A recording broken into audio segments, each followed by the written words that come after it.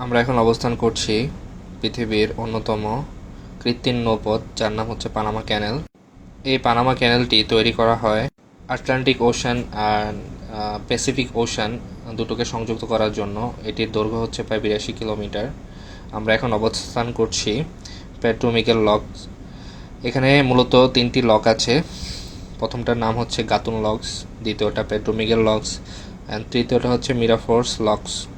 আমরা এখন দ্বিতীয় লকে অবস্থান করছি এবং আমাদের পাশে একটি শিপ দেখা যাচ্ছে, সেটাও আমাদের মতো পানামা ক্যানেল অতিক্রম করছে। আপনাদের মাঝে প্রশ্ন জাগতেই পারে যে আমরা কেনই বা এই লকগুলো অতিক্রম করছি, বা আমাদের শিপ কেনই বা 3টি লক অতিক্রম করবে।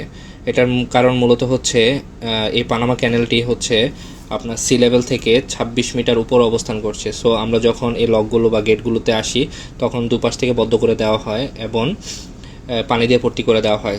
সো এতে কি হয়, আমাদের জাহাজের উচ্চতা বেড়ে যায়। যেহেতু পানি ভর্তি করে দেওয়া হয়, সেক্ষেত্রে আমরা আস্তে আস্তে স্টেপ বাই স্টেপ উপরের দিকে উঠতে থাকি।